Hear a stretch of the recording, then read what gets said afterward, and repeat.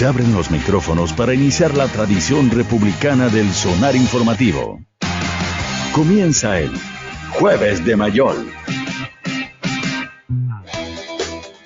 8:36, estamos de regreso y está ya con nosotros don Alberto Mayol. Alberto, ¿cómo estás? Muy buenos días. ¿Qué tal? ¿Cómo están ustedes? Buenos días. ¿Qué tal? ¿Cómo va la vida en Valencia? Del Fati. Bien, muy bien. Tranquilo aquí, tranquilo. Yo creo advertir el tono de envidia en esa frase. Creo advertir. Sé que te hace pensar aquello, Rafa, ¿no? Además que allá debe estar con bajas temperaturas. En todo caso, la próxima semana voy a estar allá, así que no. Bienvenido. No, bien, vas a estar en gira. Se armó. Muy bien, o sea, te vamos a ver aquí en vivo y en directo. Por supuesto. Vienes porque te gusta disfrutar de marzo en Santiago. ¿Cierto? Eso, quieres vivir esa experiencia extrema. El super lunes. Subirte al metro ahí, a las 8 de la mañana. Ya, eso, muy bien. Quieres vivir emociones extremas.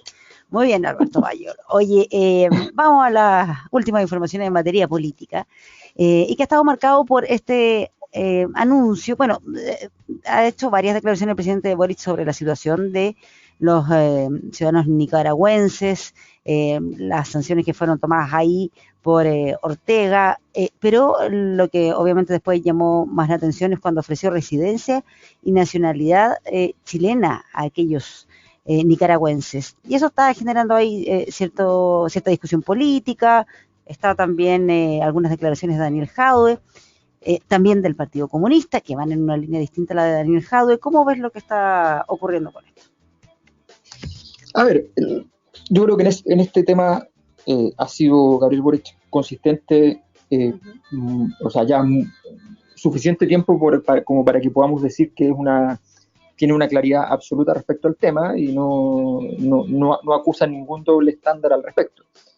Es realmente algo bastante predecible en ese sentido. En ese sentido es muy claro que él siempre ha estado en la postura de condenar la situación de derechos humanos en Nicaragua y en Venezuela, cosa que a gran parte de la izquierda e incluso dentro de su mismo partido genera un poco de escozor o a veces mucho. Por tanto, en esto hay plena consistencia en su visión. Luego viene un segundo tema, que es las tensiones que eso genera dentro de su coalición, que es un segundo problema. La tensión que se genera es una tensión que básicamente significa que el presidente ha estado disponible asumiendo esa tensión. Es obvia, o sea, el Partido Comunista iba a tener una postura distinta y en todo caso esa postura distinta a la del Partido Comunista es muy incómoda, muy difícil de sostener.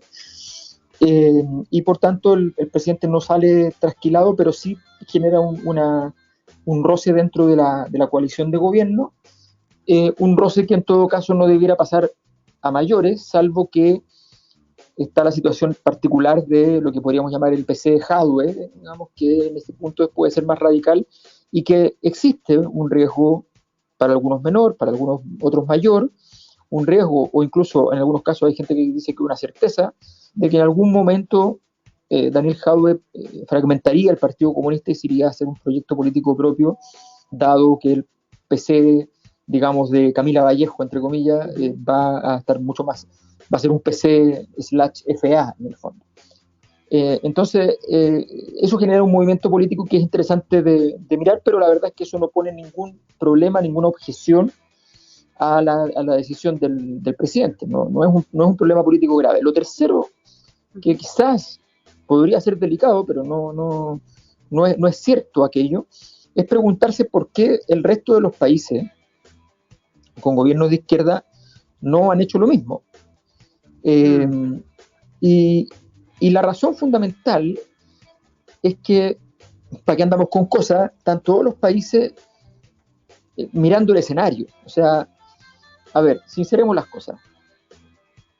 Países que están dispuestos a levantar la mano diciendo ya estamos con China, no son muchos, pero sin levantar la mano son muchos. ¿ya? Mm. Entonces, y China, y Rusia, la India, Irán, Sudáfrica, Brasil, con Lula o con Bolsonaro, da lo mismo. Eh, entonces, entonces es interesante que esa discusión, porque es una discusión geopolítica importante, donde en el fondo, al dar esta señal, se inscribe, y esto es bien importante, se inscribe en una órbita, en el fondo, donde se aleja de la posibilidad de una conversación con China. No cabe ninguna duda que Chile es el país probablemente de América Latina más difícil para China, más difícil de los países que son obvias y lógicamente, que hay países que no pueden ser pro-China aunque quisieran, digamos México, por ejemplo. No pueden porque son vecinos de Estados Unidos, y porque además una salida de problemas para China son beneficiosos para México en términos industriales. Entonces claro, no hay ninguna posibilidad. Pero el resto de los países más o menos tienen la opción de elegir. Y hay muchos países que han ido pensando fuertemente en una vinculación con China, y ya se ha producido una articulación fuerte, y Chile no es el caso. De hecho, este gobierno probablemente incluso está más lejos de China que el gobierno anterior, que era un gobierno de derecha. No probablemente, de seguro, está mucho más lejos que Sebastián Piñera, Gabriel Boric. Entonces, esa discusión es relevante porque significa alinearse con Estados Unidos, y eso es complejo también desde el punto de vista del sector político que representa Gabriel Boric, porque ese es un dolor histórico, la vinculación con Estados Unidos, que ha tenido Chile en los últimos años. Es como un símbolo también de los 30 años, entonces también es un tema delicado en ese sentido. Yo creo que ese es como el escenario general que hay que mirar, que tiene sus pequeñas complejidades. Ahora en política interna está muy bien. Yo creo que lo único que comunicacionalmente habría modificado un poco es, me parece muy bien hacer la oferta de nacionalidad, porque se considera un acto de derechos humanos. O sea, en el fondo tú ofreces nacionalidad porque no es una violación a los derechos humanos dejar a alguien en condición de apátrida. Y él lo ofrece y está muy bien. Lo que pasa es que como aparentemente ninguno de los beneficiarios lo va a tomar, no queda tan bien.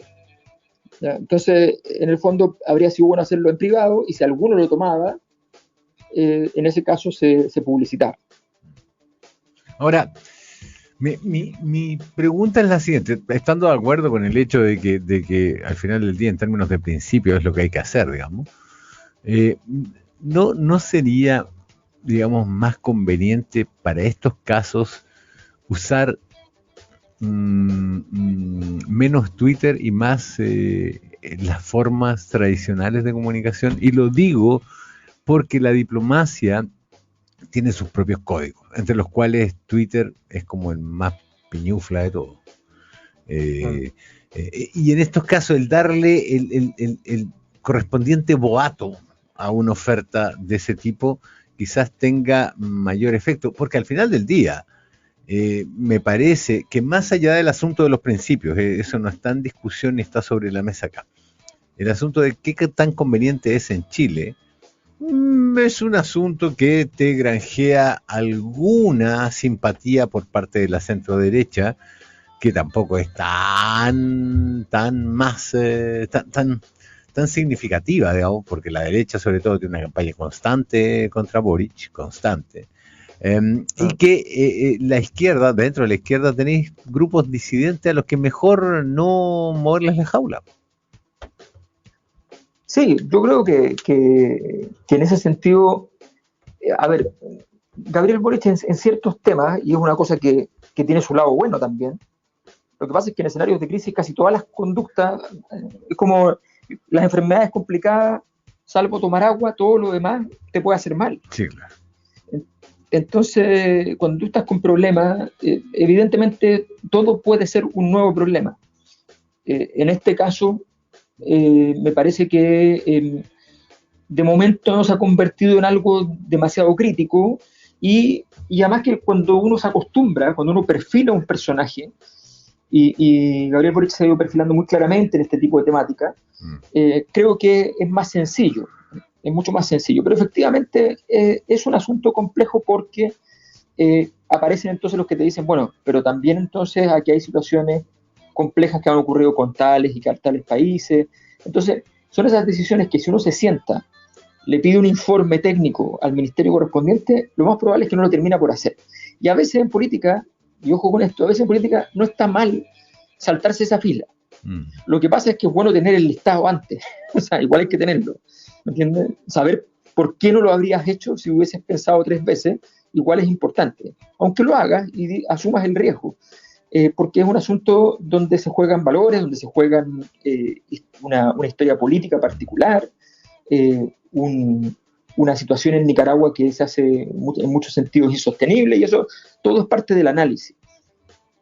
Creo que Boric en ese sentido fue valiente, fue claro, pero sí genera mucho ruido. Estamos hablando de que son su partido, un partido donde muchas de las personas que están allí han tenido una relación bastante cercana con los gobiernos, fundamentalmente más bien con Venezuela, pero esa vinculación Venezuela es también con Nicaragua. Entonces, la verdad es que es bien complejo, y ni hablar con Cuba, la gente que tiene más edad en ese partido tuvo una relación con Cuba seguro muy intensa. Entonces, es bien complejo ese giro en ese sentido, pero creo que él ha construido ese capital político en esa dirección, ha sido muy claro, creo que es coherente, y por tanto, dentro de todas las condiciones, y además, efectivamente, la decisión que se tomó por parte del gobierno de Nicaragua era bastante impresentable, porque además las personas involucradas, así como riesgo para la nación, no parecían mucho. Entonces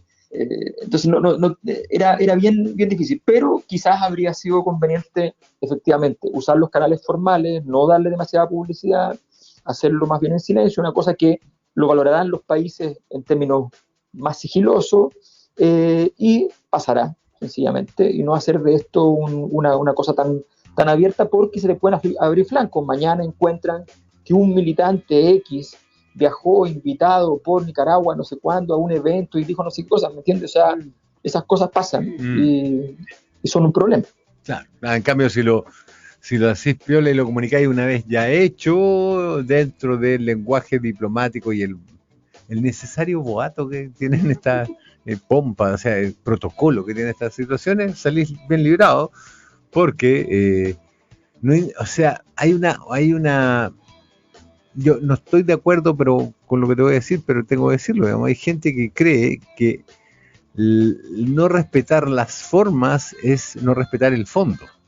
Pero son dos cosas totalmente diferentes. Tú puedes hacer cosas con muy buen fondo en un tono desenfadado, y lograr a veces mejores objetivos, pero existe mucha gente en un país como el nuestro que es tan formal en el más estricto sentido de la palabra, le gustan las formas, salirse de las formas en algunas ocasiones rinde mucho y en otras no tanto, y yo creo que en estas de las no tanto.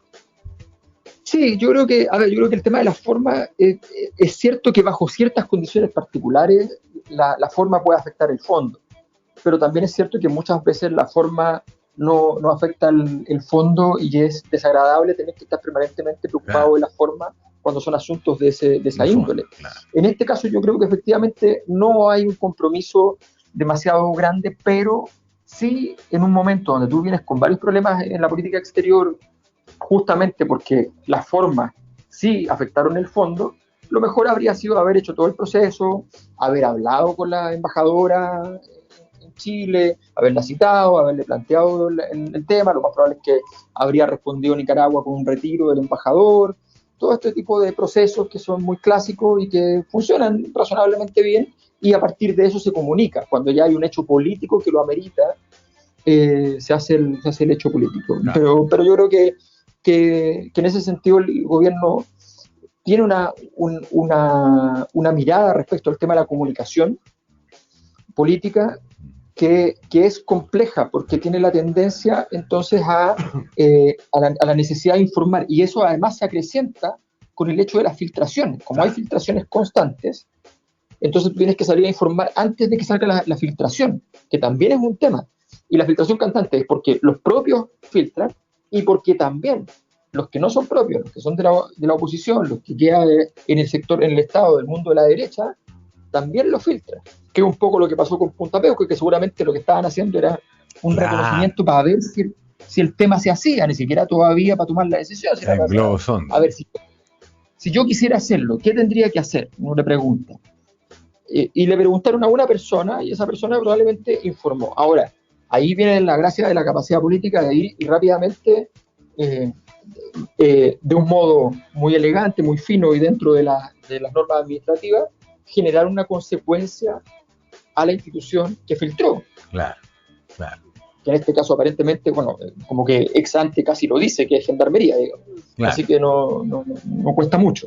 Entonces hay que tener ojo con eso, porque si no, las filtraciones son constantes y te obligan a estar comunicando antes de tiempo, y eso es invivible. Claro. No toman el control de la gestión. Don Alberto Mayol, muchísimas gracias por este contacto y nos vemos la semana que viene de manera presencial aquí en esta radio. Así es. Muy bien. Así que nos vemos. Un abrazo, Un compadre. gran abrazo. Hasta luego.